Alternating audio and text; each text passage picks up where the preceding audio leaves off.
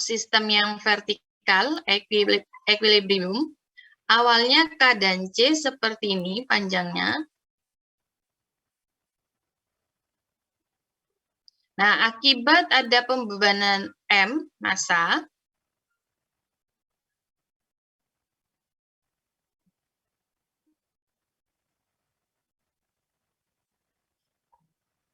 nah, ini akan berpindah sejauh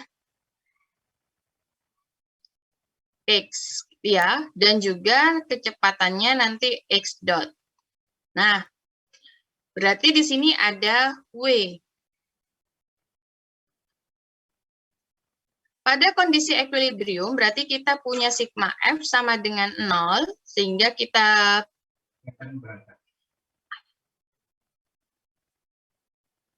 punya free body diagram, W, kemudian di sini gaya pegas itu adalah K dikalikan dengan, ini delta statis gitu ya, delta statisnya.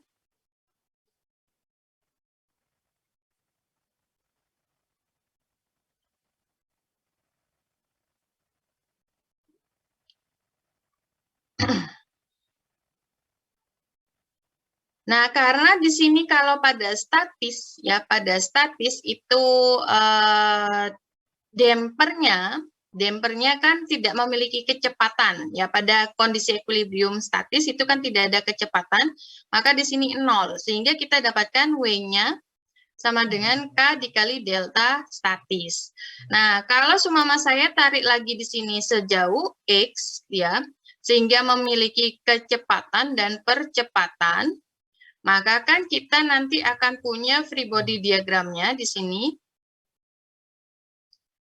Ini tetap ada W, kemudian di sini ada MX double dot. Nah, di sini K-nya menjadi K X ditambah dengan del. Ya. Nah, sedangkan C di sini CX dot. Nah, kenapa del dotnya itu tidak ada? Karena kondisi statik itu kan tidak ada kecepatan, ya. Jadi murni di sini hanya yang redaman hanya ada X dot saja. Nah, sehingga kita punya ketika kita sudah punya dari kondisi equilibrium, kemudian ditarik dan dilepaskan, ya, dari sini. Ini kita tarik kemudian dilepaskan, maka kan massa akan bergerak naik dan turun. Sehingga kan memiliki kecepatan dan percepatan. Maka di situ kita tidak analisa statik lagi, tetapi analisa dinamis.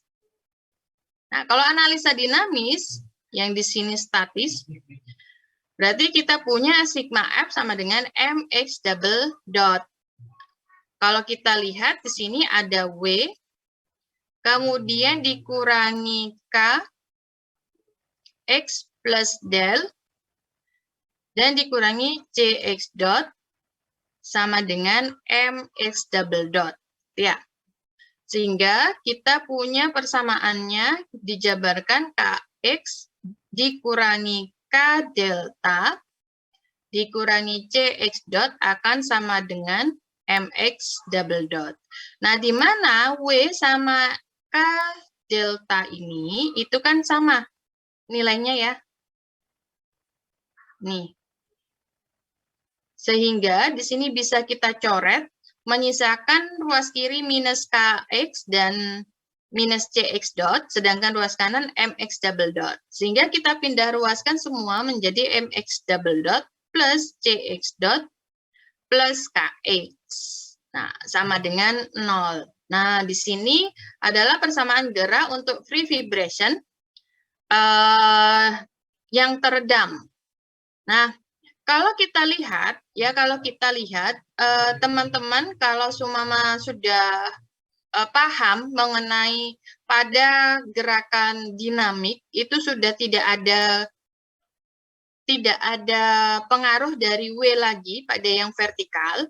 Jadi bisa saja teman-teman itu dari M, dari free body diagram ini, dari posisi equilibrium, langsung dituliskan free body diagramnya hanya berupa KX dan CX dot. Nah, di sini tidak ada W lagi. Ya, tidak ada W lagi, hanya di Di sini ada mx double dot. Iya. Oh, sorry, bukan. Kalau nulis mx double dot itu arahnya ke atas, harusnya inersia gitu ya. Nah, jadi ini arah dari x double dot-nya.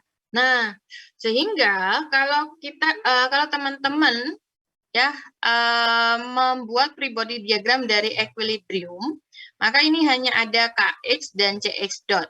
Jadi untuk yang deltanya atau perpindahan statiknya itu diabaikan ya, dan juga karena di situ diabaikan, yang delta statik diabaikan, maka W-nya ini pun pada free body diagram tidak perlu dituliskan. Sehingga dari free body diagram ini, di sini ada gaya pegas, kemudian di sini ada gaya redam,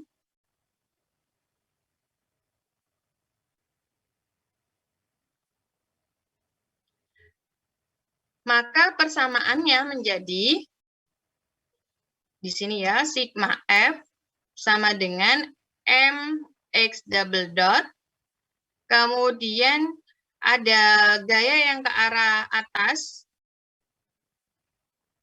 itu ada kx minus, dan ada minus cx dot, kemudian sama dengan mx double dot, sehingga menjadi seperti ini. Nah, begini ya, jadi teman-teman perlu mengingat kembali bahwa untuk vertical system memang kalau semua digambarkan secara lengkap itu ada gaya beratnya. Tapi di free body diagramnya kalau Anda menggambar ada gaya berat, maka K di sini harus ada deltanya ini. Ya. Nah, tetapi kalau teman-teman sudah langsung menganggap gaya beratnya itu sudah sama dengan gaya pegas statik, ya, maka ketika kita menarik sejauh x dari kondisi equilibrium yang ada, yang gaya-gaya yang terjadi hanya ada gaya pegas yang disebabkan oleh gerakan dinamiknya yaitu x, ya, dan juga ada gaya redam yang disebabkan oleh x dot. Dan pada masa ini tidak ada lagi free body diagram dari gaya berat. Nah, jadi langsung kita dapatkan persamaannya mx double dot plus cx dot plus kx sama dengan 0. Nah, nanti yang membedakan antara free vibration dengan force vibration yaitu pada ruas kanan di sini. Nah, pada free vibration, ruas kanan ini bernilai 0. Ya. Tetapi nanti kalau untuk yang force vibration berarti di sini berupa gaya yang diberikan.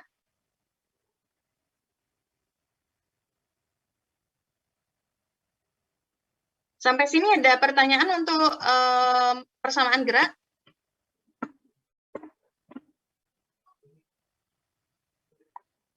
Saya izin sebentar ya, menyiapkan anak sekolah dulu. Recording stopped. Baik, Bu.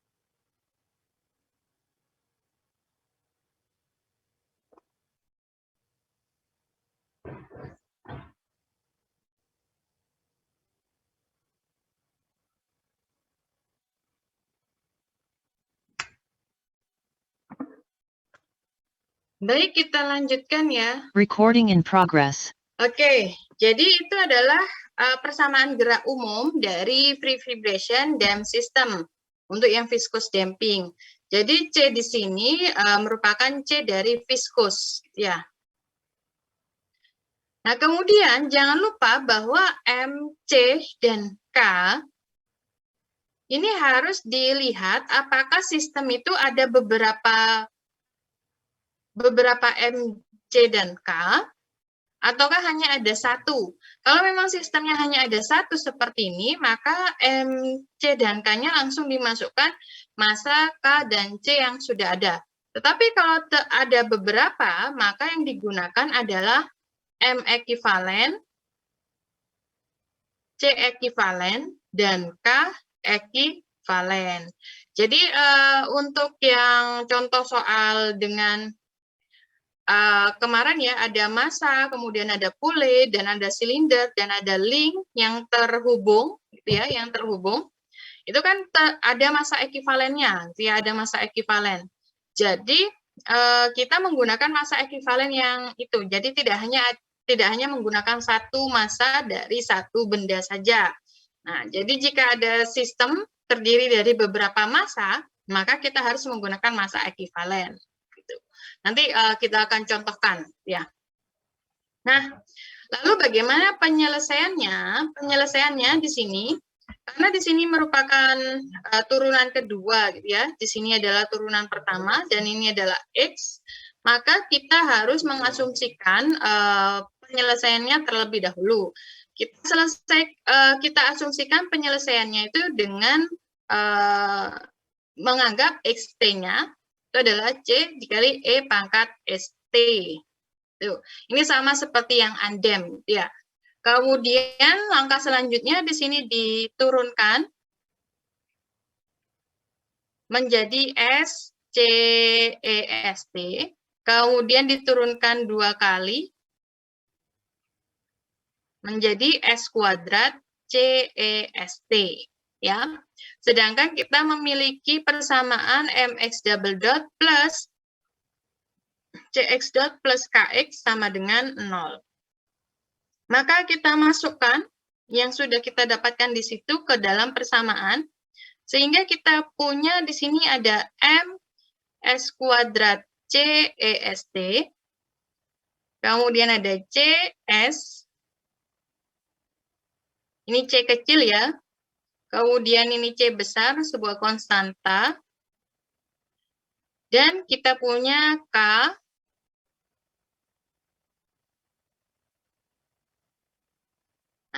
sehingga kalau kita lihat sekarang persamaannya itu sudah menjadi persamaan kuadrat, bukan lagi persamaan diferensial.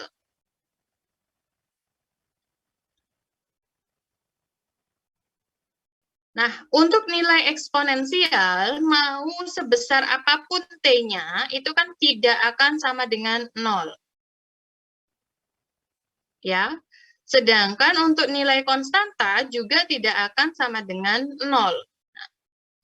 Sehingga di sini yang boleh sama dengan 0 adalah MS kuadrat plus CS ditambah dengan K itu boleh sama dengan 0. Ya. Sehingga dari sini, untuk menentukan S-nya berapa, kita menggunakan akar gitu ya, cara akar yang cara ABC itu, maka kita dapatkan akar dari S, ya akar 1, 2 dari S, ini adalah minus C, yaitu di sini, plus minus akar dari C kuadrat, ya, kemudian dikurangi 4, konstanta yang di sini M, dikali dengan konstanta K di sini. Kemudian dibagi dengan 2M. Nah, sehingga kalau kita tuliskan, ya 2M-nya itu kita bagi ke masing-masing suku, maka kita punya C per 2M plus minus akar dari C per 2M kuadrat dikurangi K per M. Jadi 2M-nya masuk ke akar, 2M masuk ke akar ini kan seharusnya menjadi 4M kuadrat. Ya, sehingga kalau kita lihat di sini menjadi C per 2M dikuadratkan, sedangkan yang di ruas paling akhir yaitu kita punya K per M, karena 4-nya sudah hilang. Ya. Nah, seperti itu.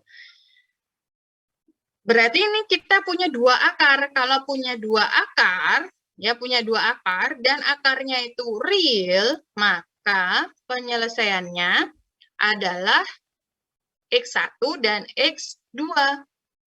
Di mana X1 itu kita menggunakan akar pertama, sedangkan X2 itu kita menggunakan akar yang kedua. Jadi yang awalnya kita hanya memiliki CEST seperti ini saja, ya. Nah, karena ada 2 akar, maka dibagi menjadi 2, X1, maka S-nya ini kan tadi ada S1 dan ada S2. Ya. Sehingga di sini kita punya C1E pangkat S1T dan C2E pangkat S2T. Sehingga general solution-nya, penyelesaian totalnya, yaitu penjumlahan dari penyelesaian 1 dan penyelesaian 2.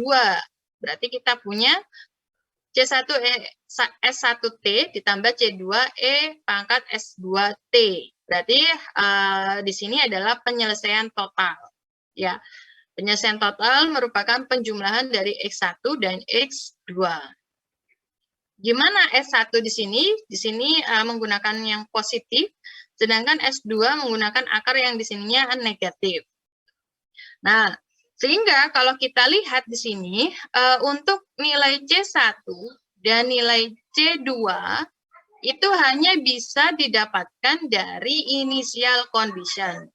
Maksudnya gimana initial condition? Seperti yang di undamp, dimasukkan pada saat T sama dengan 0, XT-nya ya sama dengan X0. Sedangkan kalau S dot T itu kita dapatkan X dot 0. Ya, nanti kita masukkan. Tetapi kalau pada sistem yang teredam, ya, sistem yang teredam itu nilai C yang digunakan memang tertentu, gitu ya.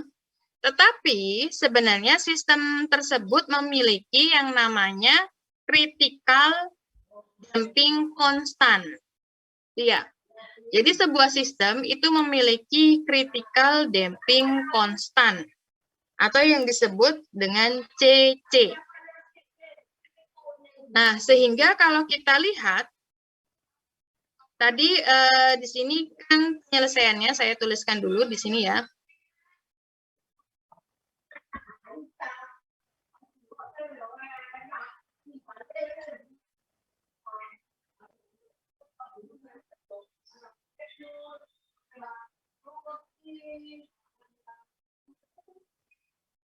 Nah, jadi tadi penyelesaiannya itu akar-akarnya itu kan ada C per 2M di plus minus akar C per 2M kuadrat dikurangi K per M.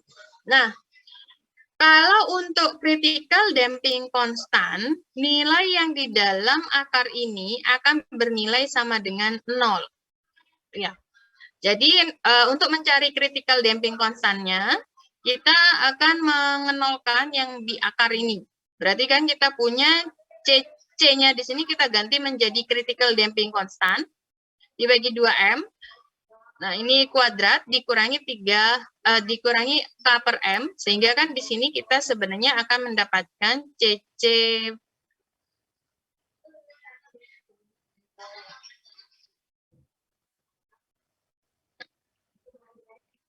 K per M. Ya, kemudian di sini diakarkan dan di sini menjadi akar, sehingga kan nanti kita dapat CC per 2M akan sama dengan akar K per M. Nah, sehingga CC-nya ini 2M-nya dipindah ruas, sehingga untuk mendapatkan nilai CC, kita bisa mendapatkan dengan cara mengalihkan M gitu ya dengan konstanta 2, kemudian dikalikan dengan akar K per M. Nah, kalau teman-teman ingat kembali pada Andem, akar K per M itu adalah frekuensi natural. Ya. Nah, kemudian bisa disederhanakan lagi bentuk ini, bisa kita sederhanakan, M-nya dimasukkan ke dalam akar, sehingga nanti kita dapatkan 2 dikali akar KM. Nah, jadi kalau kita lihat, ya kalau kita lihat sebuah sistem pasti memiliki konstanta damping tersendiri nilainya, ya. Tetapi sistem tersebut kan memiliki massa dan K, ya.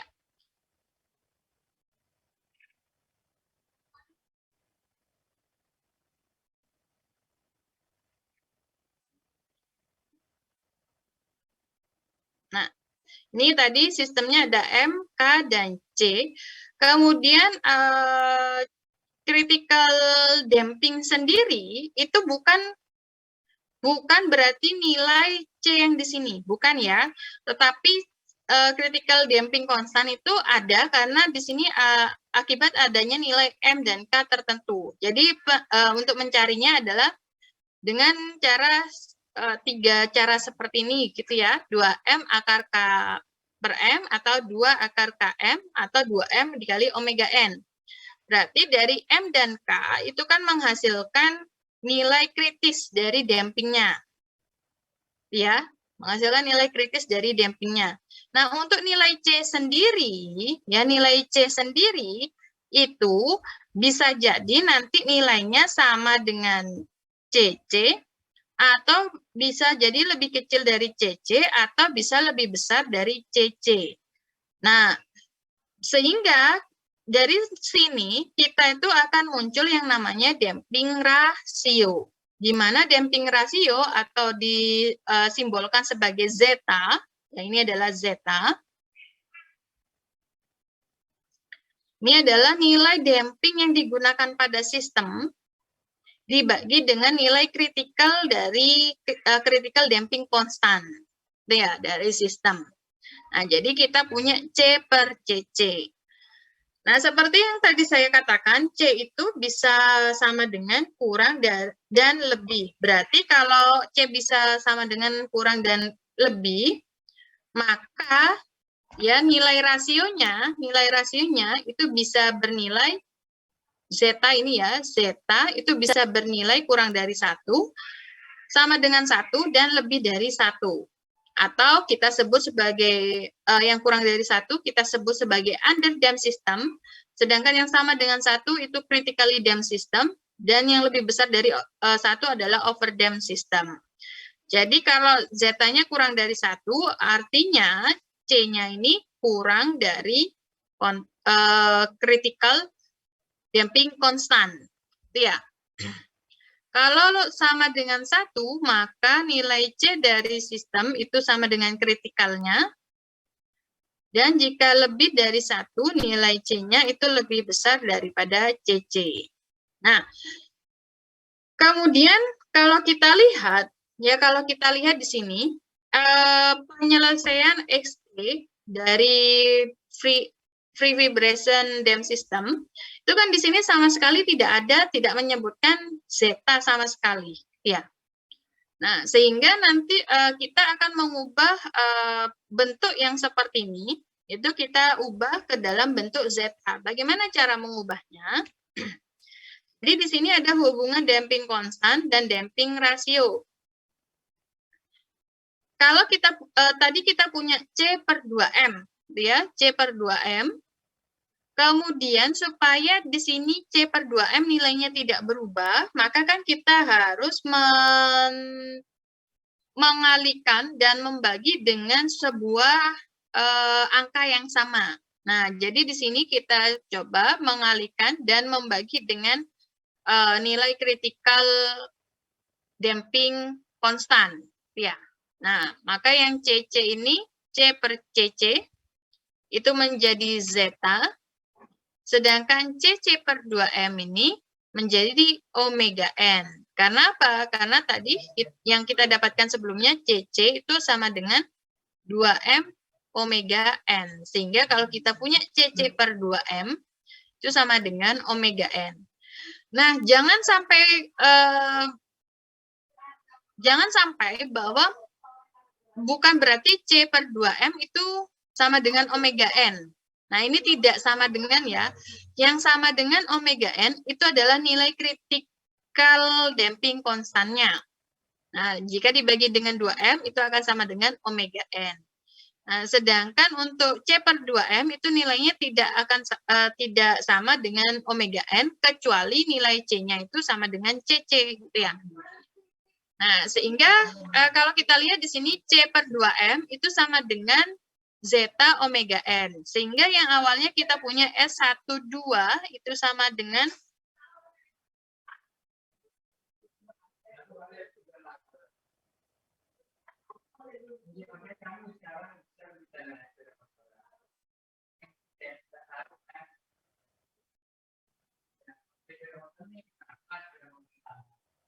Nah, awalnya kan kita punya ini. Nah, sekarang C per 2M itu sudah bisa kita ganti menjadi zeta. Ya. Kemudian di sini menjadi zeta kuadrat. Nah, K per M ini, kalau akar K per M itu adalah omega N, sehingga kalau kita punya K per M saja, maka di sini kita punya omega N kuadrat. Berarti di sini, ini zeta omega N ya, karena C per 2M adalah zeta omega N. Nah, ini ada omega N-nya. Ini zeta kuadrat omega N kuadrat, dan di sini adalah omega N kuadrat. Nah, kemudian kita keluarkan omega n itu dari akar. Ya, ini kita keluarkan dari akar. Tapi supaya tidak bingung, saya keluarkan dulu. Karena di situ ada sama-sama omega n, maka kita punya omega n kuadrat, kemudian ada zeta dikurangi 1. Ya, zeta kuadrat dikurangi 1. Nah, omega n-nya dikeluarkan dari akar menjadi omega n, sehingga kan di sini ada. Nah, maka omega n-nya itu dikeluarkan lagi menjadi persamaannya minus zeta plus minus akar zeta kuadrat dikurangi 1 dikali dengan omega n. Sehingga penyelesaiannya yang awalnya kita boleh menggunakan C per 2M ini, ya, jadi teman-teman boleh menggunakan C per 2M, boleh menggunakan dengan nilai zeta. Ya, jadi kita punya C1-nya E pangkat, di sini pakai yang positif, sedangkan C2-nya di sini pakai yang negatif. Maka kan kita punya penyelesaiannya zeta minus dalam bentuk zeta. Iya. Nah, sekarang kita sebelum kita mencari C1 dan C2-nya, nah kalau kita lihat yang di dalam akar,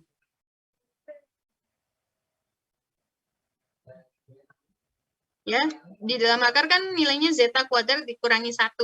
Nah, sedangkan tadi saya katakan bahwa zeta itu bisa bernilai kurang dari 1, bisa bernilai sama dengan 1, dan bisa bernilai lebih dari 1.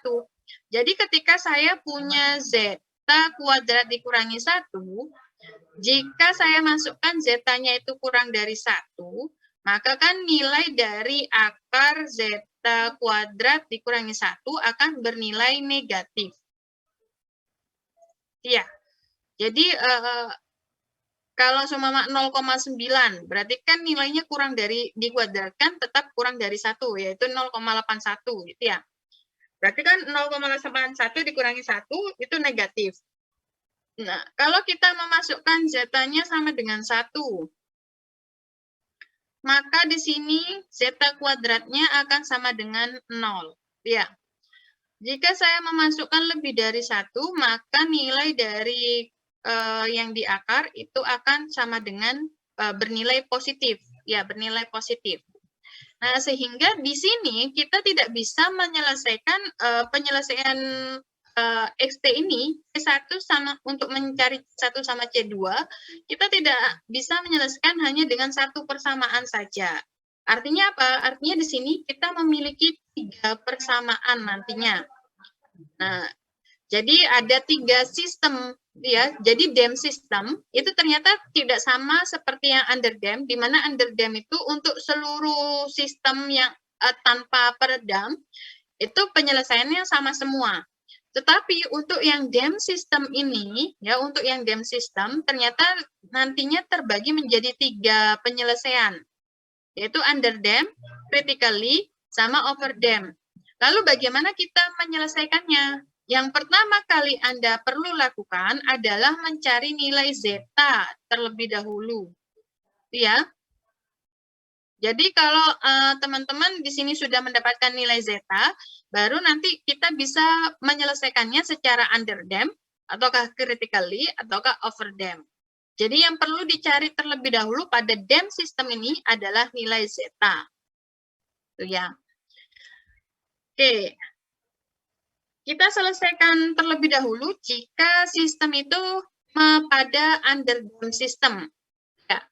Jadi pada kasus pertama, underdam system, nilai zeta-nya kurang dari 1, atau nilai C dari sistem itu lebih kecil daripada critical damping constantnya, atau bisa seperti ini, C per 2M-nya lebih kecil dari frekuensi naturalnya. Nah, sehingga yang tadi saya katakan bahwa jika zeta-nya sama kurang dari 1, maka nilai akarnya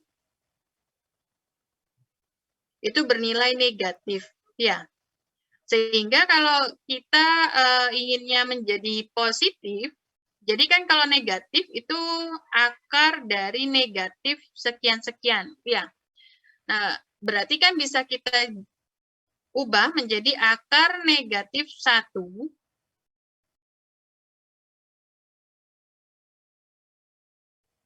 Nah, di sini menjadi 1 dikurangi zeta kuadrat. Ya.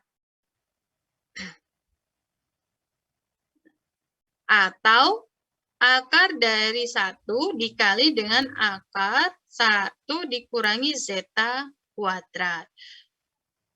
Nah, akar negatif 1 ini yang kita sering sebut sebagai I, ya. Nah, sehingga untuk menuliskan akar zeta kuadrat dikurangi 1 pada kasus underdamped system ini, kita menuliskannya sebagai I akar 1 minus zeta kuadrat. Nah, yang awalnya kita punya S-nya itu, S dari sistem,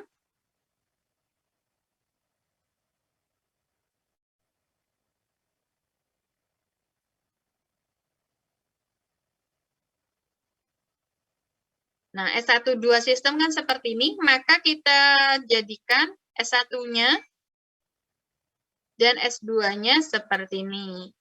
Ya. Nah, jadi kita punya imajiner di sini, I. Nah, sehingga untuk solutionnya yang awalnya XT itu adalah C1E-S1T ditambah dengan C2E-S2T, maka S1-nya kita sekarang punya plus imajiner akar sekian, sedangkan untuk S2-nya kita punya minus zeta dikurangi I akar sekian. Ya. Nah, kembali lagi mengingat bahwa E pangkat negatif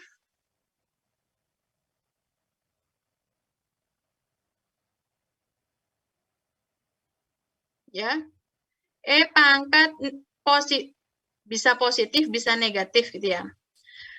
Nah, jika kita memiliki eksponensial pangkat imajiner, ini bisa kita ubah, ya, bisa kita ubah menjadi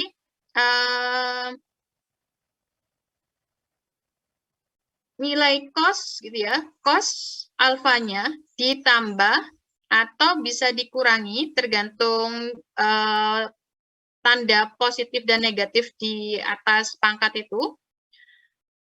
Nah, di sini menjadi I sin alfa. Nah, ini perlu diingat terus, ya.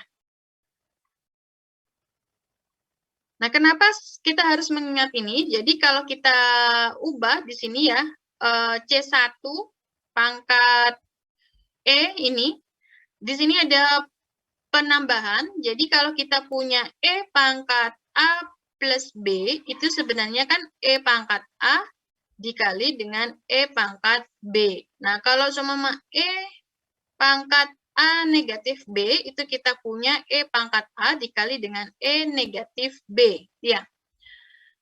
Nah, maka kita punya C1 dikali E negatif zeta pangkatnya, kemudian dikali E I sekian-sekian,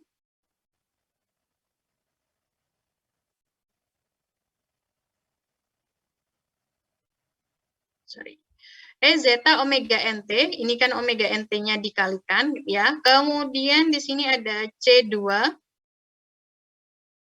dikali dengan E minus zeta omega NT, kemudian E negatif I.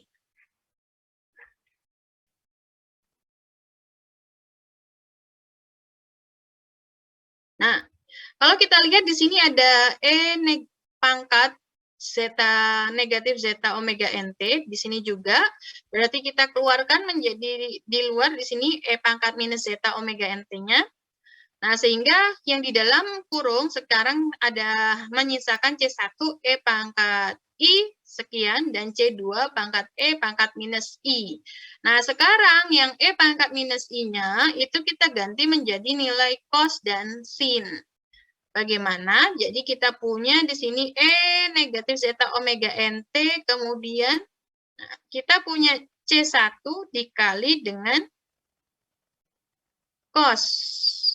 Nah, alfanya kita ganti menjadi yang di dalam sini, yaitu akar 1 negatif zeta kuadrat omega NT dan ditambah dengan I sin.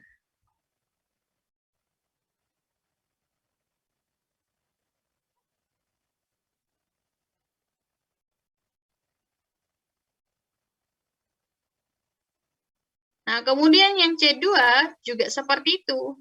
Kita punya cos.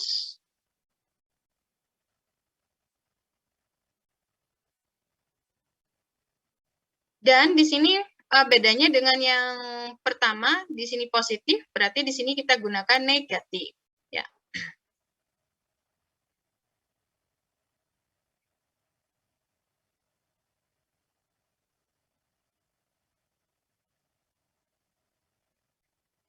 Nah, jadi yang awalnya kita pakai eksponensial, nah ternyata kita bisa menggunakan menjadi cos dan sin.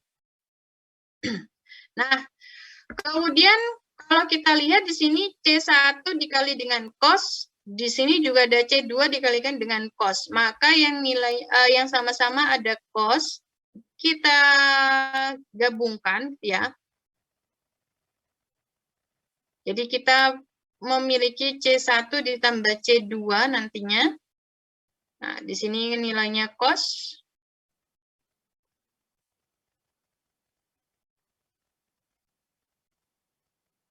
Kemudian ditambahkan dengan, nah ini ada I C1, ya yang sin, C1 dikali I. Kemudian ada C2 dikalikan dengan I-nya. Nah, di sini sin.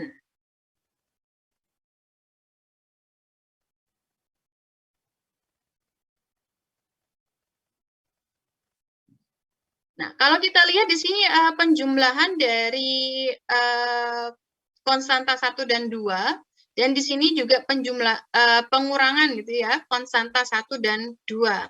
Nah, sehingga kalau kita lihat di sini ada C1 dan C2, sedangkan di sini ada C1 dikurangi C2, dan di sini langsung nilainya imajiner. Nah, ini kita ganti menjadi konstanta baru. Ya, konstanta baru C1 aksen, dan ini menjadi konstanta baru C2 aksen. Nah, berarti kan kita punya C1 aksen, cos, ditambah C2 aksen dikali dengan sin. Jadi kita punya penyelesaiannya sama seperti yang pada underdam, ya, yaitu pada underdam kan ada A1 cos dan A2 sin. Omega NT, ya. Nah, jadi untuk mencari nilai C1 aksen dan C2 aksen ini harus dengan memasukkan initial condition-nya.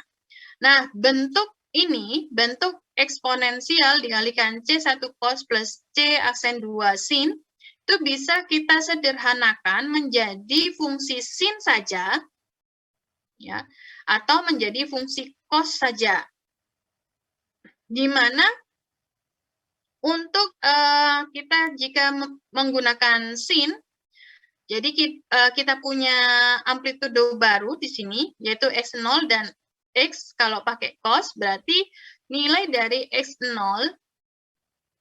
dan X itu sama, yaitu akar dari C1 aksen kuadrat ditambah dengan C2 aksen kuadrat. Nah, kenapa kok seperti itu? Jadi,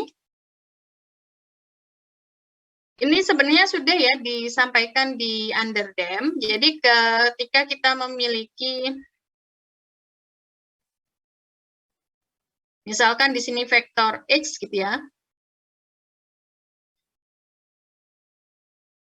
Kemudian ini adalah P, dan di sini ada C1, kemudian di sini ada C2 aksen.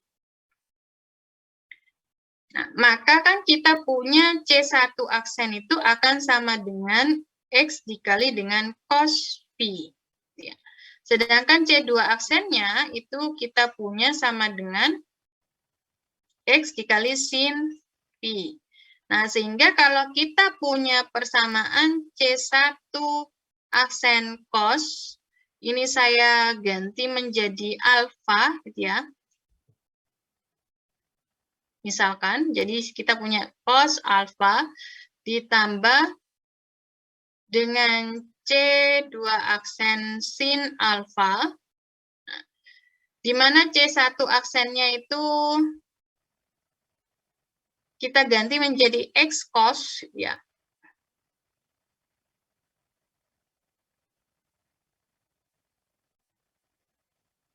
Sedangkan C2 aksennya kita ganti menjadi X sin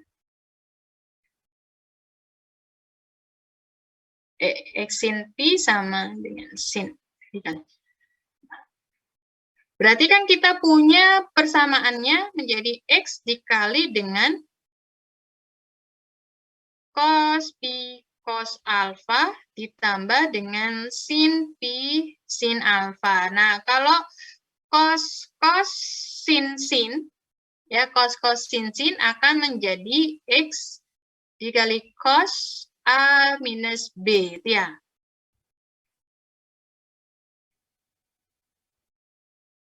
Nah, di mana nilai? Jadi kalau kita lihat ini persamaannya menjadi yang di bawah. Nah, kalau kita lihat untuk mencari X bagaimana? Nah, kalau kita punya segitiga gitu ya. Ini adalah P, kemudian ini adalah X, ini adalah C1 aksen, dan di sini C2 aksen. Maka kan untuk mencari nilai X-nya merupakan akar dari C1 aksen dikurangi ditambah gitu ya, C aksen kuadrat. Itu ya. Nah, kemudian kalau untuk sin-nya bagaimana? Kalau untuk yang sin, maka yang di sini kita ganti menjadi P0. Nah, berarti kalau yang C aksen 2-nya sekarang menjadi X dikali dengan cos P0. Sedangkan untuk yang C1 aksennya kita punya X dikali dengan sin P0. Nah, kita masukkan dengan cara yang sama nanti ya. Yang cos alfanya berarti nanti kita C1-nya kita punya sin P0 dikali cos alfa, sedangkan yang di C2-nya kita menjadi cos P0 dikali sin alfa. Jadi kita punya sin cos kosin, ya, sin cos kosin. Berarti kalau sin cos kosin itu sama dengan sin A ditambah dengan B. Ya. Nah, kalau kita lihat ini sama-sama X, berarti kan nilai X akan sama dengan X0. Nah, jika pada P ini kita ganti menjadi X0, ya. Nah, seperti itu. Jadi, untuk bentuk panjang yang C1 aksen dikali cos ditambah C2 aksen dikali sin, ini nantinya akan bisa kita sederhanakan menjadi bentuk sin saja atau cos saja, tetapi di sini akan ada muncul yang namanya beda fasa. Sudut beda fasa itu ya. Nah, kemudian bagaimana cara mencari P0-nya? Jadi kalau di sini kalau kita lihat untuk mencari P0 merupakan arkes tangen dari C1 aksen dibagi dengan C2 aksen. Sedangkan untuk mencari P-nya, ini P, merupakan arkes tangen dari C2 aksen dibagi C1 aksen. Nah, ini yang merupakan kebalikan, ya, yang merupakan kebalikan. Jadi ya hati-hati untuk mencari P ini karena ketika kita menggunakan sin dan cos itu nilai P-nya akan berbeda. Itu ya teman-teman, mungkin ada pertanyaan?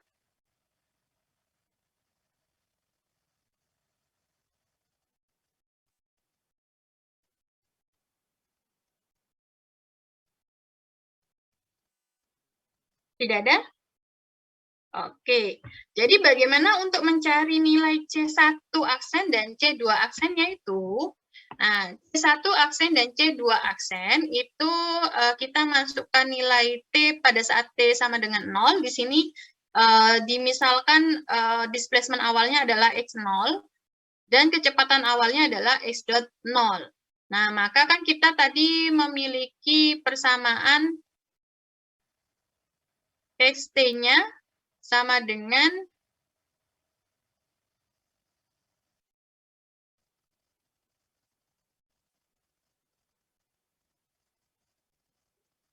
eksponensial. Kita pakai yang cara yang ada C1 aksen dan C2 aksennya dulu, karena kalau di sini kan langsung ada X0, jadi kita pakai yang ada C1 aksen sama C2 aksennya dulu.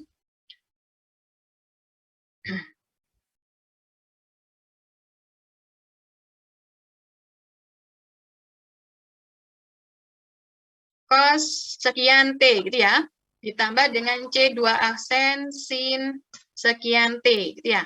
Nah, kita masukkan T-nya sama dengan 0, sehingga kita punya X0 akan sama dengan E.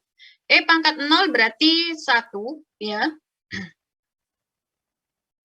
Kemudian, E pangkat 0, E pangkat 0, E pangkat 0, kemudian di sini menjadi C1 aksen, cos, kalau dimasukkan 0 berarti kan cos 0, dan di sini C2 aksen, kita punya sin 0. Ya. Nah, jadi kita punya X0, sin 0 itu akan sama dengan 0, berarti kita coret. Nah, jadi akan sama dengan C1 aksen. Jadi C1 aksennya akan bernilai sama dengan displacement awal. Lalu bagaimana untuk C2 aksennya? Nah, untuk mencari C2 aksen itu harus menurunkan terlebih dahulu. Ya, jadi XT-nya itu kita turunkan. Sehingga kalau kita lihat di sini ada dua suku, ya. Jadi pertama kita akan menurunkan yang suku eksponensial dulu. Berarti yang ini tetap, ya. Kemudian ditambah dengan ini tetap, kemudian yang nanti di sini yang diturunkan, ya. Jadi kita pakai U aksen V, ini adalah U, ini adalah V, gitu ya. Nanti kita punya U aksen V ditambah U V aksen, gitu ya. Nah, sehingga kita punya negatif zeta omega n. Nah, ini dikalikan dengan eksponensial zeta omega nt. Nah, di mana di dalam kurungnya ini tetap C1 cosnya tetap dan C2 asensinnya tetap, gitu ya. Kemudian ditambahkan, nah ini sekarang jadi hanya zeta omega nt aja. Nah, sedangkan untuk yang di dalam kurung, kita turunkan, turunannya kan agak panjang ya ini ya, akar 1 minus zeta kuadrat omega n, dikali dengan C1 aksen, kalau cos diturunkan menjadi minus sin, gitu ya. Nah, ini jangan lupa minusnya ditambahkan di awal, minus sin T ditambah dengan akar 1 minus zeta kuadrat dikali omega n C2 aksen cos. Nah, ketika kita masukkan T-nya sama dengan 0, maka kan kita punya X dot 0 itu akan sama dengan minus zeta omega n. Ini hilang, gitu ya. Ini hilang. 1, hanya 1 saja. Minus zeta omega n dikali 1. Kemudian di sini menjadi C1 aksen saja. Ya, karena sinnya ini 0. Nah, yang di sini, yang suku pertama yang 0. Nah, ditambahkan dengan eksponensial zeta omega nt dikali dengan akar 1 minus zeta kuadrat omega n dikali dengan C2 aksen. Nah, C1 aksennya itu adalah X0, maka nanti kita punya untuk mencari ini pangkat 0 ya. Jadi ini 1. Maka kita punya X dot 0 sama dengan negatif zeta omega n dikali X0, ya. Ditambah dengan akar 1 minus zeta kuadrat omega n C2 aksen. Berarti kita dapat C2 aksennya, ini dipindah ruaskan sini, sehingga di sini kita dapatkan X dot 0 ditambah zeta omega n X0, kemudian ini menjadi pembaginya. Ya, nah ini pembaginya. Jadi kita punya C aksen 2-nya seperti ini. Nah, kita masukkan ke persamaan awal tadi. C1 aksennya, ya, ini C1 aksen, kemudian di sini C2 aksen, di mana kita sudah dapat nilainya masing-masing, kita tinggal masukkan X0, dan di sini. Nah, sehingga kalau mau mencari X sama X0-nya, kalau kita mau menggunakan fungsi sin sama cos saja, maka kita punya X sama dengan X0-nya seperti ini. Ya, sangat panjang sekali. Nah, kalau kita lihat, kalau kemarin jika pada yang undamp, jika undamp itu tidak ada X0-nya, maka fungsinya murni sin, ya. Tetapi kalau sekarang kita tidak punya X0, jadi displacement awalnya itu 0, maka di sini juga murni pakai sin, ya. Tapi kalau semama kecepatan awalnya 0, ternyata fungsinya bukan fungsi cos saja, melainkan di sini ada cos dan sin, ya. Nah, jadi teman-teman untuk underdamp itu penyelesaiannya seperti itu. Jadi jika Anda dari sistem ya sudah mendapatkan nilai zeta-nya dan ternyata didapatkan zeta sama dengan 1, maka Anda langsung bisa menggunakan xt-nya. Tidak perlu diturunkan lagi, langsung saja mengambil xt-nya seperti ini.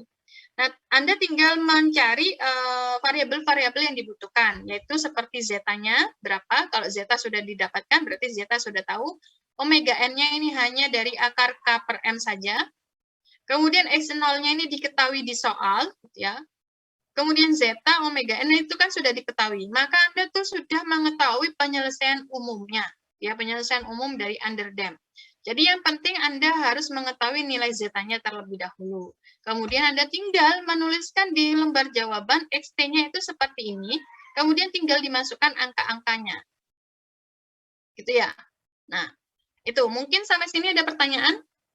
Ini untuk P0 dan P-nya saja. Nah, kemudian kalau kita lihat tadi untuk nilai cos sama sin, bukan nilai cos ya, pada cos itu ada cos 1 minus zeta kuadrat omega n dikali T. Nah, ternyata ini itu merupakan frekuensi teredam. Ya, jadi frekuensi teredam. Di mana frekuensi teredam itu rumusnya seperti ini dan ternyata omega D itu akan lebih kecil dari omega N. Jika omega D lebih kecil dari omega N, maka frekuensi teredamnya itu akan lebih besar daripada frekuensi natural. Nah, apa efeknya nanti kita akan bahas di grafik selanjutnya, ya. Nah, jadi di sini untuk grafik underdamp system, karena di sini ada eksponensial,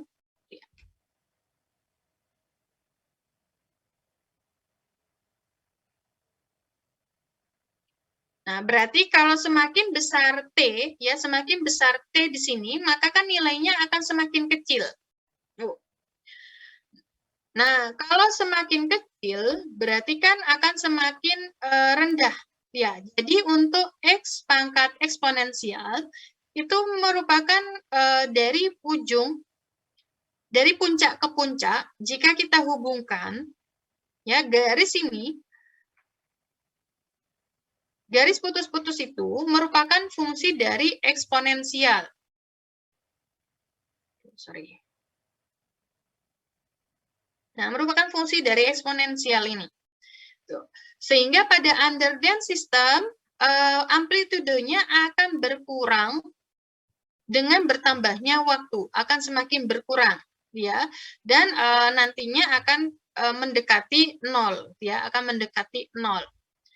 Nah, kalau kita lihat pengurangannya di sini pengurangan secara eksponensial ya, dari amplitudo pertama ke amplitudo kedua di sini itu berkurangnya eksponensial.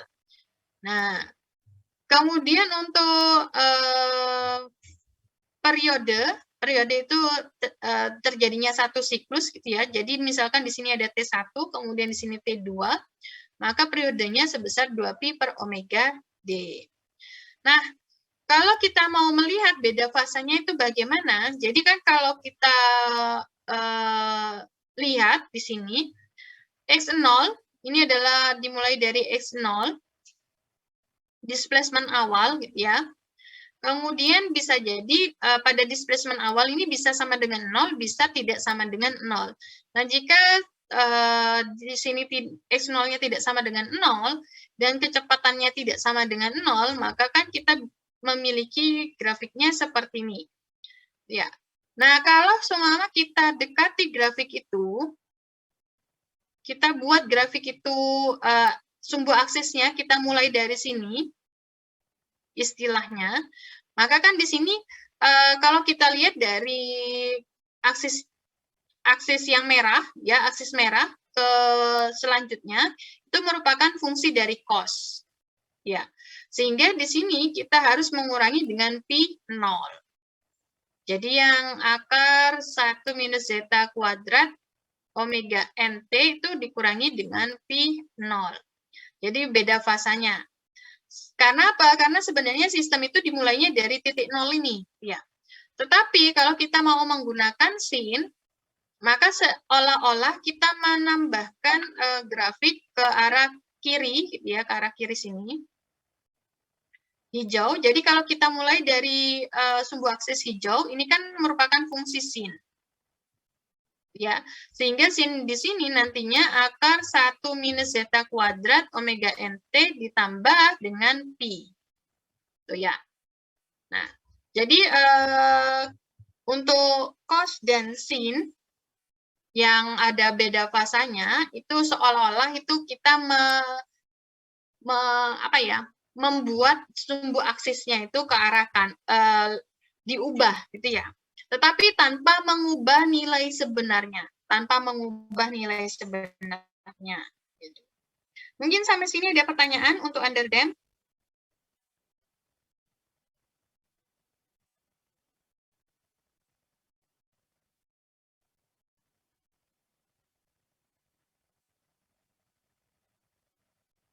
Tidak ada ya? Jika tidak ada, kita lanjutkan kembali ke yang critically damped. Nah, kalau critically damped berarti kan kalau kita lihat zeta-nya sama dengan 1. Di mana tadi kita punya S12 itu sebenarnya minus C per 2M plus minus akar C per 2M atau kita punya minus zeta plus minus akar zeta kuadrat dikurangi 1 omega n. Nah, ketika zeta-nya sama dengan 1, ya, jika zeta sama dengan 1, maka kan yang di dalam akar ini akan sama dengan 0. Ya, sehingga S12-nya menjadi negatif zeta omega n. Nah, zeta-nya ini kan sama dengan 1, berarti sama dengan negatif omega n. Artinya apa? Artinya S12-nya, ya S1 sama S2 itu sama. Berarti hanya memiliki satu akar saja, ya. Jadi dua akarnya itu nilainya sama, dan nilainya adalah minus omega n, ya. Nah, sehingga kalau dari Anda mengingat kembali di matematika rekayasa pada persamaan diferensial, gitu ya. Jika ada dua persamaan yang sama, dua akar yang sama nilainya, maka penyelesaiannya menjadi C1 ditambah C2T dikali dengan E minus omega NT T. Ya. Jadi di sini nilai dari akarnya.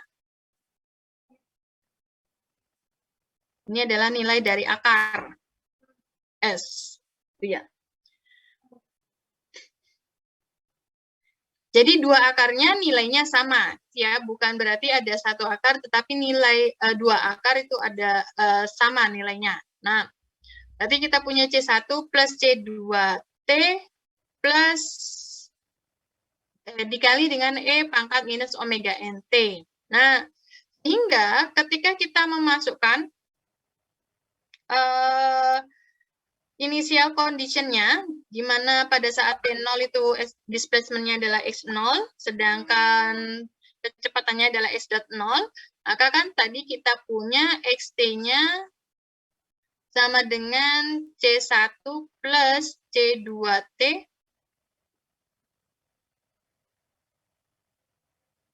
kita masukkan T sama dengan 0, maka kita punya X0 sama dengan C1 ditambah C2 dikali 0, dikali E pangkat 0. Maka X0-nya sama dengan C1.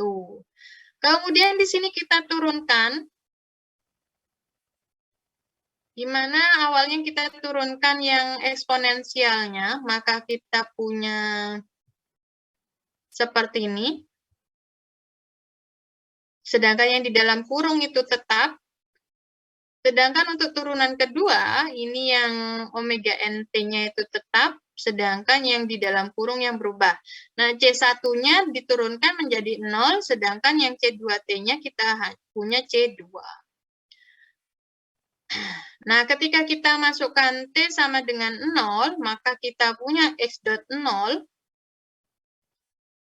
minus omega N dikali dengan, di sini menjadi 1, ini C1-nya adalah X0, sedangkan di sini C2-nya dikali dengan 0, ini menjadi 1, dan di sini ada C2. Nah, maka kita punya X.0 ditambah omega N X0 itu akan sama dengan C2. Jadi C2-nya di sini adalah X.0 plus omega N X0. Nah, kita masukkan, ini adalah C1 tadi ya, sedangkan di sini adalah C2. Jadi, kalau semua teman-teman di sini didapatkan nilai zeta-nya yang tadi ya, zeta itu bisa didapatkan dengan cara yang C per CC, di mana CC-nya itu adalah 2M atau bisa 2M omega N, atau bisa 2 akar KM, ya. Jadi, ketika dimasukkan M sama K-nya, kemudian didapatkan CC, kemudian ternyata nilai C yang ada pada sistem itu sama dengan nilai CC-nya. Nah, Anda langsung menggunakan, rumusnya ini. Anda langsung tuliskan rumusnya dulu, kemudian variabel yang diperlukan adalah X0, dan X.0, kemudian ada omega N. Jadi hanya ada 3 variabel itu yang dibutuhkan. Di mana X0 sama X.0-nya itu diberikan pada soal. Nah, sedangkan omega N-nya itu Anda mencari sendiri dari akar K per M. Jadi sudah jadi, ya. Nah, kalau kita lihat di sini dari persamaannya, ya, dari persamaan ini kita bisa sebut sebagai aperiodik atau non-periodik. Kenapa disebut non-periodik? Karena nantinya di sini tidak akan ada pengulangan, ya, tidak ada pengulangan dari pola. Kalau kita masukkan 0, T-nya itu semakin besar, ya, T-nya semakin besar, di sini memang komponen suku ini akan semakin besar, ya. Tetapi di sisi lain di sini akan semakin kecil, ya, akan semakin kecil. Dan kalau kita lihat di sini tidak ada fluktuasi.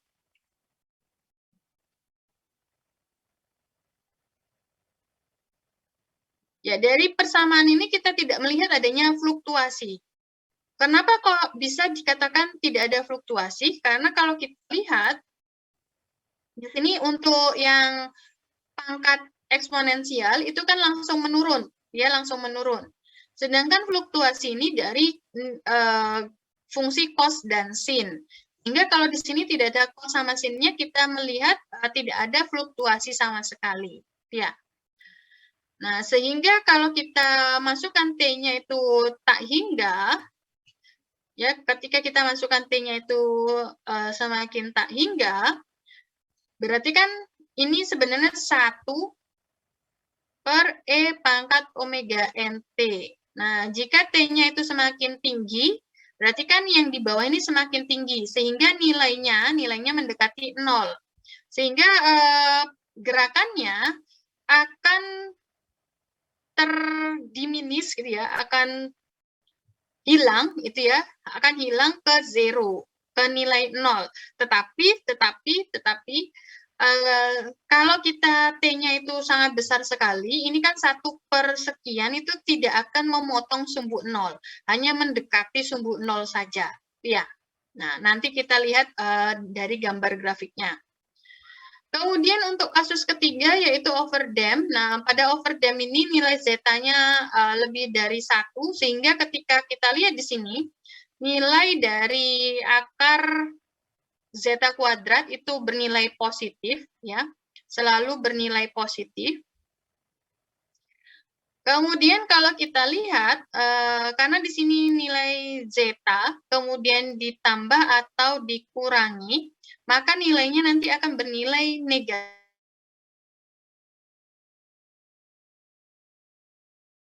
semua, ya, atau di bawah 0. Dan ternyata di sini tidak ada perubahan sama sekali. Jadi eksponensialnya, penyelesaiannya, ya, penyelesaiannya itu langsung saja C1E⁻S1T dan C2E⁻S2T, di mana S2-nya itu nanti akan sangat-sangat lebih kecil daripada S1-nya, karena nilainya benar-benar bernilai negatif, ya. Nah, sehingga nanti kita masukkan X0 pada saat T0-nya, ya, pada saat T0 itu adalah X0 dan kecepatannya adalah S.0, maka kita dapatkan C1 sama C2-nya seperti ini. Ini sengaja tidak saya turunkan ya, karena memang sangat panjang sekali. Jadi nanti teman-teman bisa menurunkan sendiri, karena nanti kalau kita kalau XT-nya ini saya turunkan, ya, XT-nya saya masukkan pada saat X0, maka kan kita punya C1-nya memang pangkat 0 semua, ini ya.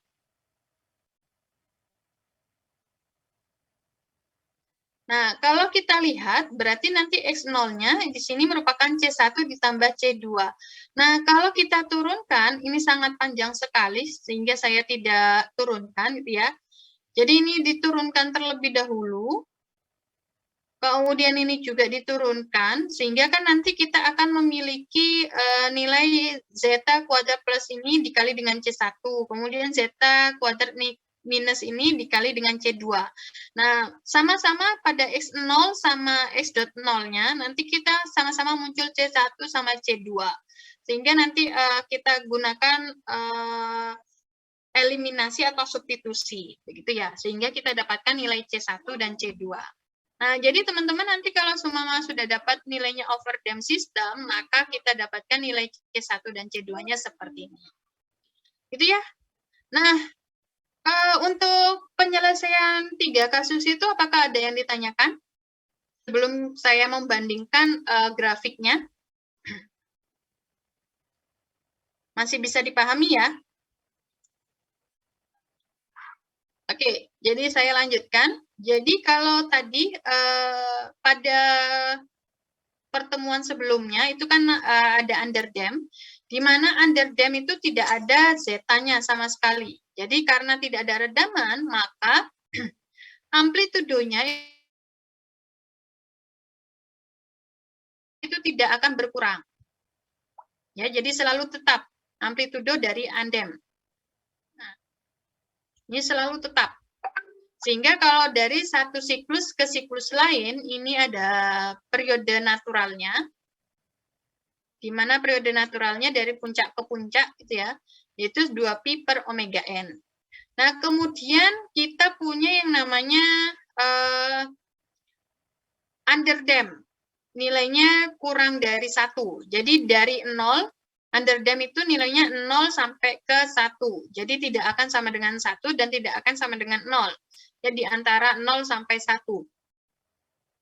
Nah, berarti kalau kita lihat dari underdamp kemarin tadi ya, pada underdamp untuk amplitude awal bisa sama dengan yang undamp. Ya, di sini amplitude awal dari underdamp sama dengan undamp. Tetapi kalau kita lihat pada nilai minimumnya di sini, seharusnya undamp itu sampai pada posisi di bawah ini, tapi ternyata di sini ada pengurangan, ya, pengurangan. Kemudian nanti pada puncak kedua lagi, ini akan ada pengurangan lagi, ya. Begitu seterusnya akan terjadi pengurangan. Ya, di sini akan ada terjadi pengurangan. Nah, di mana pada underdamp itu pengurangan dari puncak ke puncaknya itu mengikuti eksponensial, fungsi eksponensial. Ya, jadi mohon maaf ini ya, di bawahnya aja. Sorry, ini agak sulit.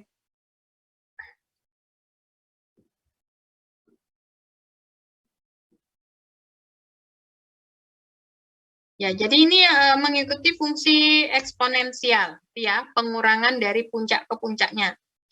Nah, sedangkan untuk critically damp, tadi critically damp itu kan XT-nya sama dengan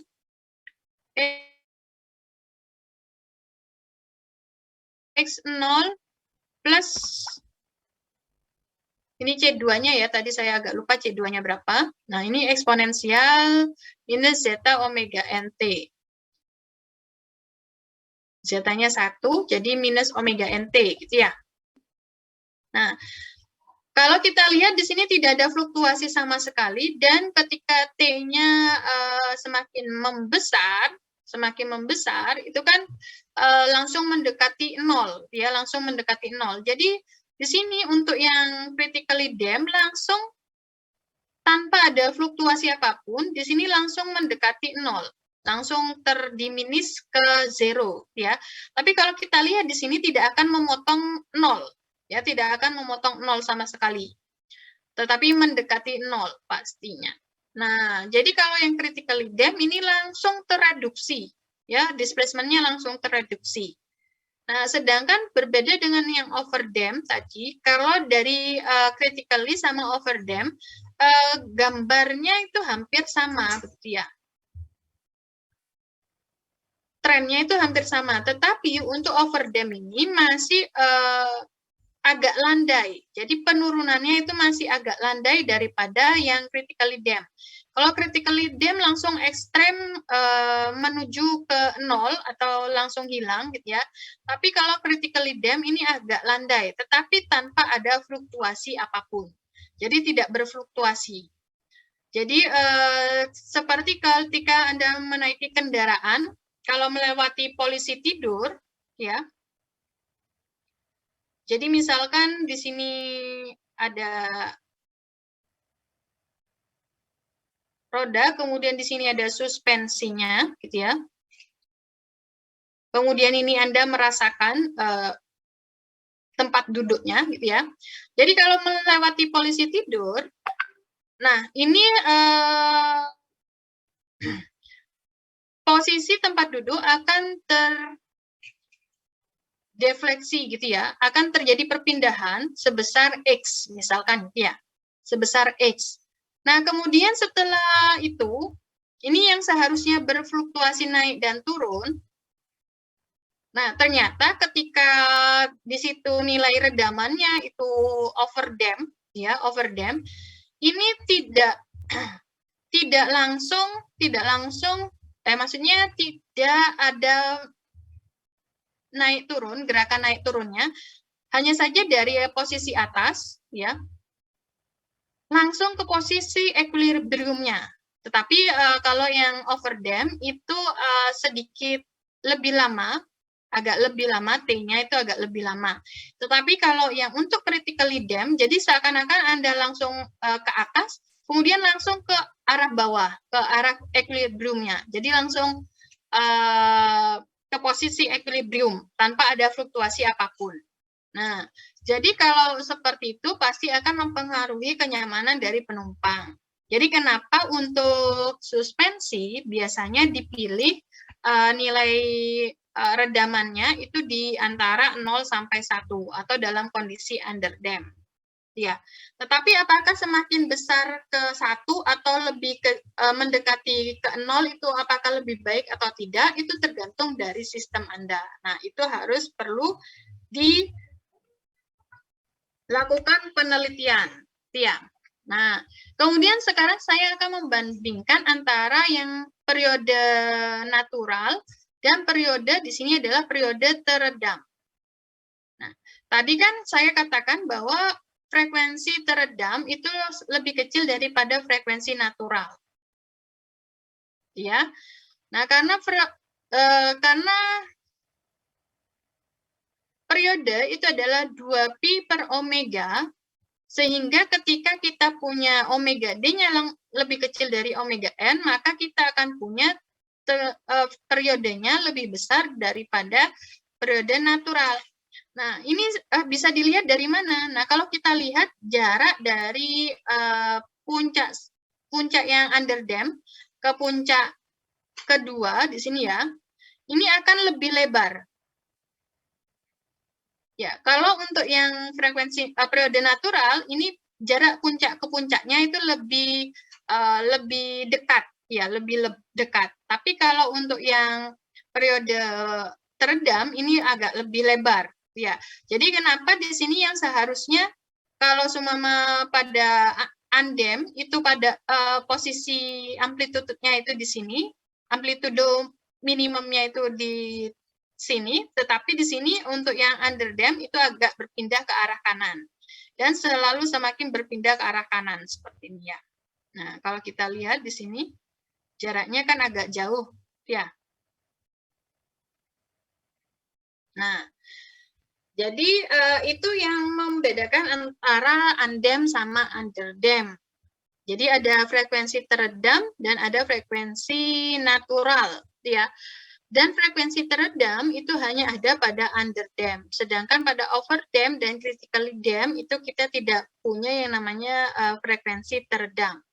Karena frekuensi teredam itu persamaannya adalah akar dari 1 minus zeta kuadrat omega n. Nah, sampai di sini mungkin ada pertanyaan?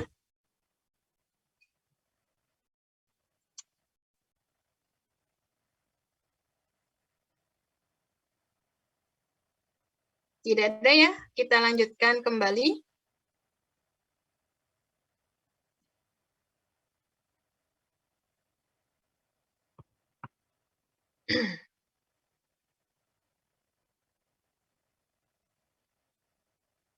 Oke, jadi di sini ada contoh soal, biasanya yang paling sering keluar. Di sini saya sengaja untuk memastikan ya Anda benar-benar memahami bahwa mx double dot plus cx dot dan kx itu di sini ada K memang ya, ada K, ada C dan ada M. Jadi misalkan saya di sini misalkan M-nya sama dengan 10 kg. Kemudian C-nya misalkan di sini adalah 100 Newton second meter, gitu ya. Kemudian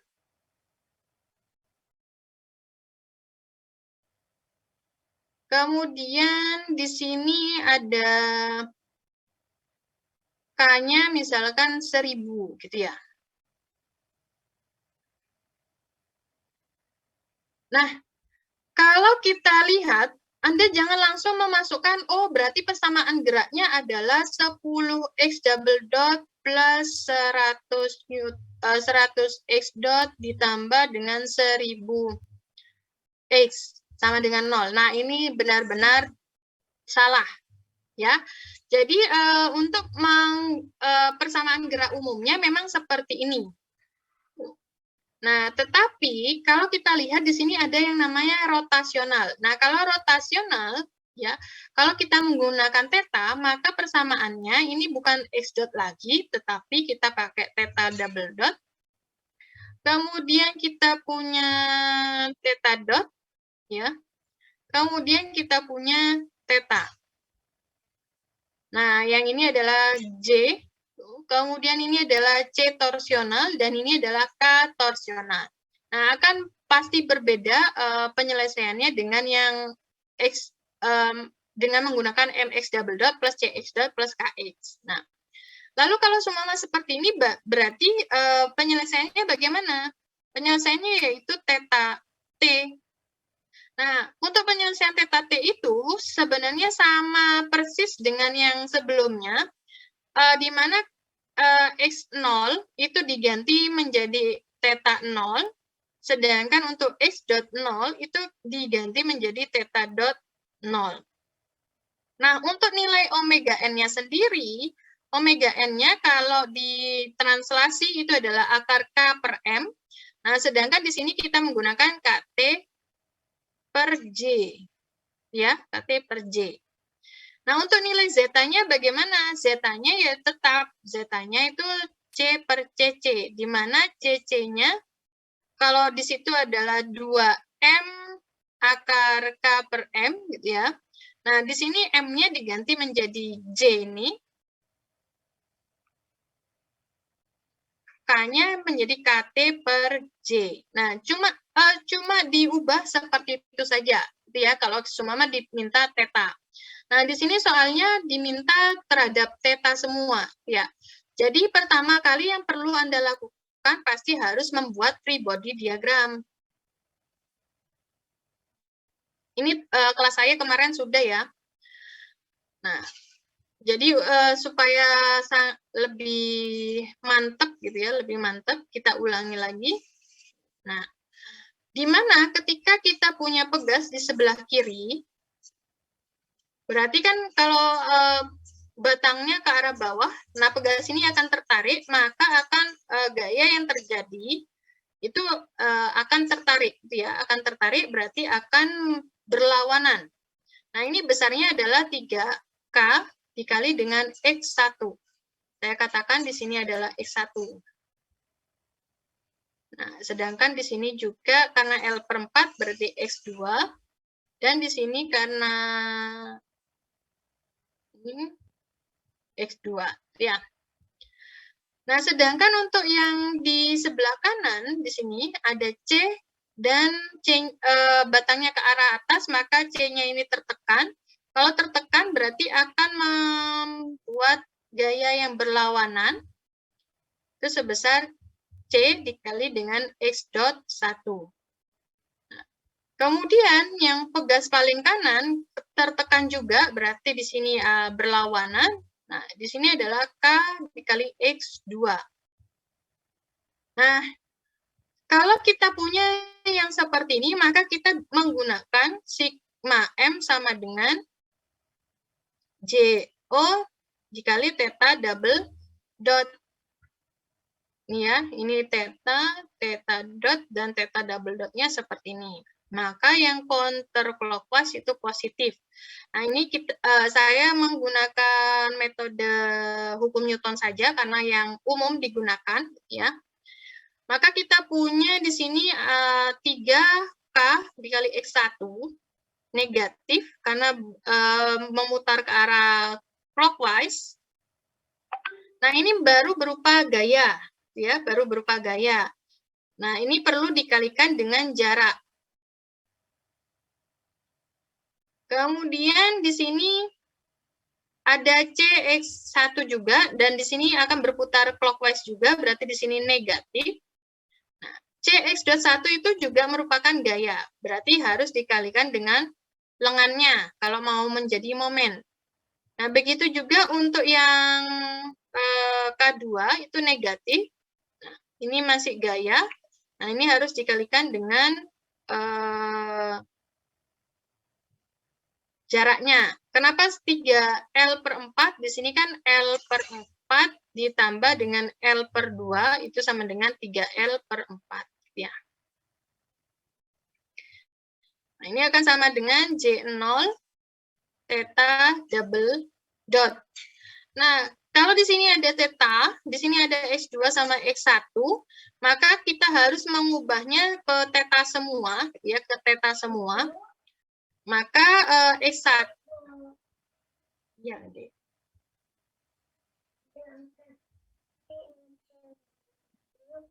Adik kenapa? Bisa. Oh iya, sebentar ya. Pisang. Nah, kalau kita lihat di sini ada L per 4, kemudian di sini ada 3L per 4. Ya. Maka untuk mencari X1-nya, itu adalah L per 4 dikalikan dengan theta, sedangkan untuk X2-nya, ini nanti 3L per 4 dikalikan dengan theta. Nah, sehingga kita punya di sini minus 3K, X1 itu adalah L per 4, ya. Jadi kita langsung aja L per 4 kuadrat, dan jangan lupa ada tetanya. Dan di sini juga L per 4, kemudian di sini ada kuadrat, theta dot. Sedangkan yang X2 ini ada 3L per 4 kuadrat theta, dan ini adalah J0 theta double dot. Nah, kalau kita lihat dari persamaan ini,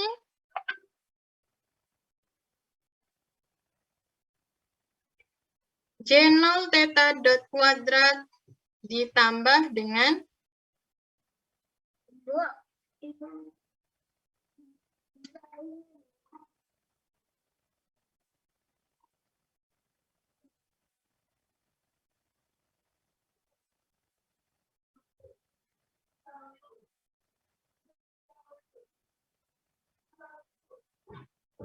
nah, ini harus berhati-hati ya, ada yang 3L per 4-nya dikuadratkan, ada yang L per 4-nya saja yang dikuadratkan. Nah, ini sama dengan 0. Nah, kalau kita lihat di sini adalah J0, nah ini adalah sebagai CT, dan ini adalah sebagai KT, ekivalen. Ya. Sehingga kalau seumpama J0-nya di situ, kalau kita lihat di situ J0-nya kan tidak berada pada titik pusat putar, maka kan JG ditambah dengan MD kuadrat. Di mana kalau JG itu adalah 1/12 ml kuadrat, sedangkan di situ jaraknya L per 4, ya. Maka kita punya 1/12 1/16 ml kuadrat. Nah, ini dijadikan ke 48 per 48 gitu ya. 48 dibagi 12 kan 4, sedangkan 48 dibagi 16 3, berarti kita punya 7/48 ml kuadrat. Berarti J0-nya itu adalah 7/48 ml kuadrat. Nah, kalau semua teman-teman di sini disuruh mencari berapakah responnya gitu ya. Berapa theta T-nya itu berapa gitu ya. Nah, jadi pertama kali yang harus dilakukan adalah mencari zeta-nya. Di mana zeta itu merupakan C per CC. Nah, nilai C-nya itu adalah ini, C per L4. Jadi, C itu adalah C ekivalennya ya. Saya menggunakan C ekivalen. C L per 4 kuadrat. Nah, jika C-nya misalkan di situ adalah 100, kemudian L-nya misalkan 1 gitu ya. Misal L sama dengan 1 meter. Maka kan 101/4 kuadrat. Ya. Nah, berarti kita punya di sini 100/16. Kemudian CC-nya itu bagaimana? CC-nya kan bisa menggunakan 2J Atau akar 2 akar dari J, kan KM, ya, KT. Nah, J-nya itu, di situ adalah J0, di mana J0-nya 7/48 ml kuadrat. Nah, jika masanya itu 10 kg, ya, berarti 7/48 dikali dengan 10 kg, kemudian dikali dengan 1 ini, berarti kan 7/48. Sedangkan KT-nya itu di sini. Ya, jadi KT-nya